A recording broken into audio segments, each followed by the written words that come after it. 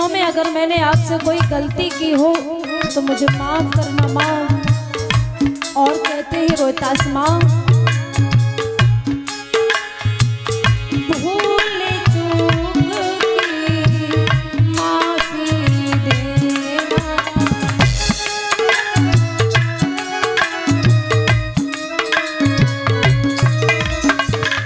भूल चूक की माफी देना।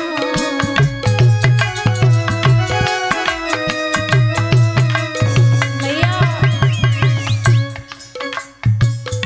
अब जा रहा है बेटा तुम्हारा, अब जा रहा है बेटा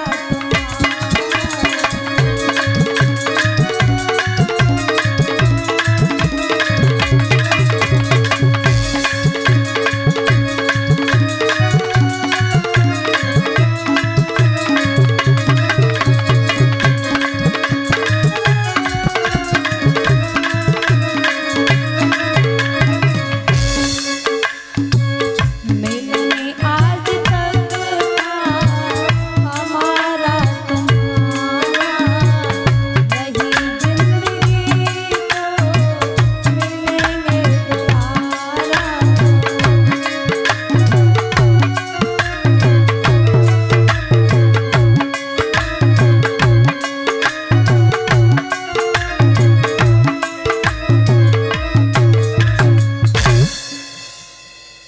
और इसी बीच में 100 रुपये से सम्मानित कर रहे हैं ठाकुर जी के चरणों में बहन संजीव भाटी, इसी गांव वरंडा से रहने वाले हैं। इनकी तरफ से भगवान के चरणों में दान किया है। प्रभु से कामनाएं करूंगी मनोकामना पूर्ण रहे। धर्म क्षेत्र में हाथ आगे बढ़ते रहे, प्रभु से आशा और कामना है। श्री सुखदेव जी महाराज समझा रहे हैं कि हे राजन परीक्षित, रोहित ने मां तारा से जब कहा है मैया आज ही तक का मेरा समय है, मेरा समय पूरा हुआ, इतना कहते हुए रोहित के प्राण निकल गए।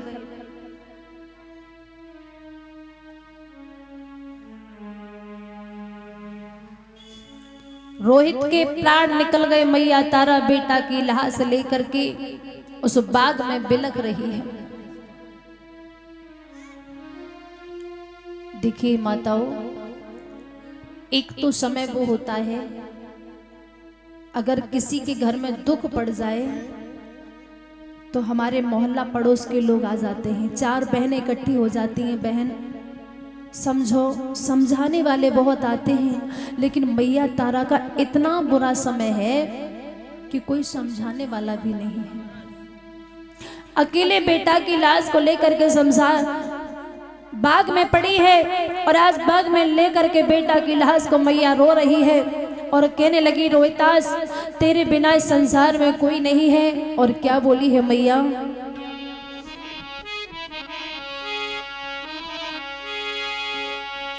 कि उठी की बोली तो सुनाई दे और कहाँ पे डसो है कारी नागिनी बेटा।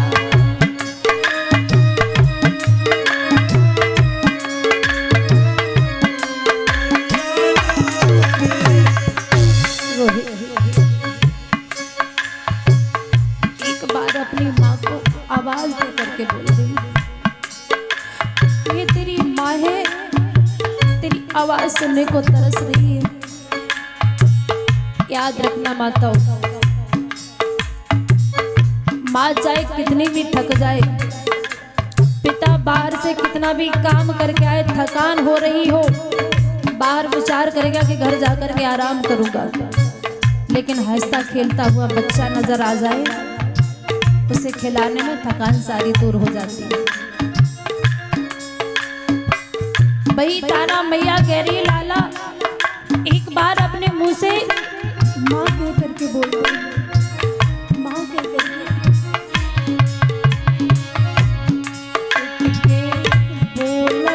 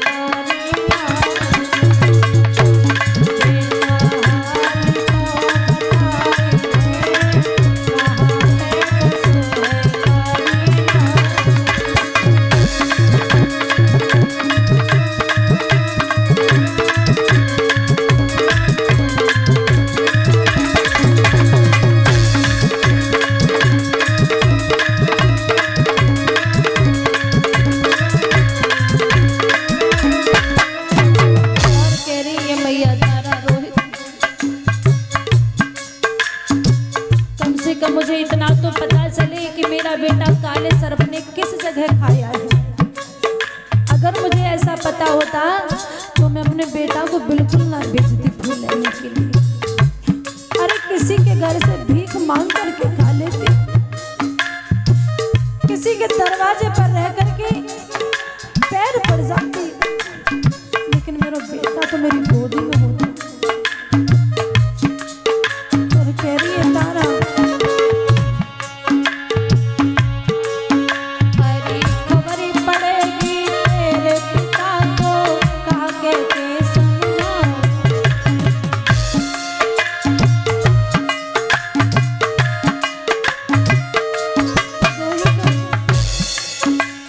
अगर तेरे पिताजी को पता चलेगा मैं उन्हें क्या समझाऊंगी। क्या उन्होंने ये कहा था, हम काशी से 3 प्राणी, अयोध्या से 3 प्राणी आए थे। हमारे महाराज हम दोनों को एक साथ छोड़ करके गए थे, अकेले छोड़ दिया तूने।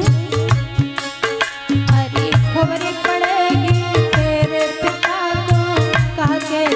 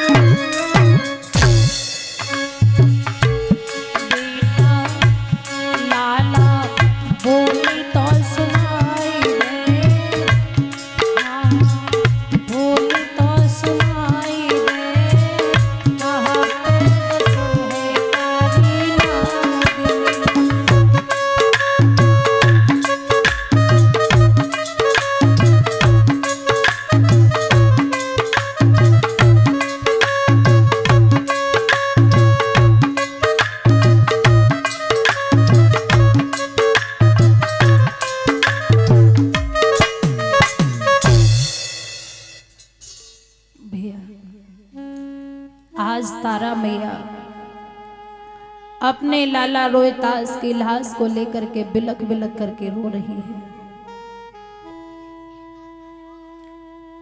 माली आया पास में, समझा करके कहने लगा, बहन ये गर्मियों का मौसम है, बेटा तो दुनिया से जा चुका है और मैं मानता हूं कि मां की ममता बेटा को छोड़ना नहीं चाहती, लेकिन इस लाश को रखे हुए काफी समय हो गया है। आप बेटा की लाश का ले जा करके दान संस्कार कर दो। अब इतना भी नहीं कि बेटा के ऊपर कफन भी डाल सके। आधी साड़ी को फाड़ करके बेटा के ऊपर कफन डाल दिया। और स्त्रियों के लिए तन भी ढकना बहुत जरूरी है। आधी साड़ी फाड़ करके कफन डाल दिया, आधी से अपना तन ढक लिया। हाथों में लाला की लाश लेकर के आज मरघट के लिए जा रही है। शमशान में जाकर के पहुंची। महाराज हरिश्चंद्र का पहरा लगा हुआ है।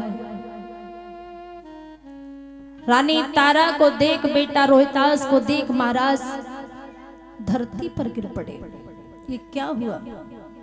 मैंने एक ऐसा धर्म निभाया, आज मेरा बेटा भी दुनिया छोड़ करके जा चुका। और जब अपने धर्म को याद आता है तो महाराज ने सोचा कि ये कौन सा है, मैं पुत्र की भावनाओं में इतनी जल्दी बह गया, मुझे पुत्र की भावनाओं में नहीं बहना चाहिए।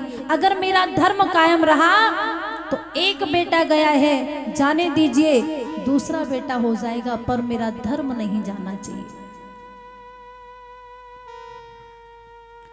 महाराज हरिश्चंद्र धरती पर से उठे, रानी तारा से कहा कि रानी तारा, पहले हमें कर का टका चाहिए, उसके बाद हम लाश दफनाने देंगे।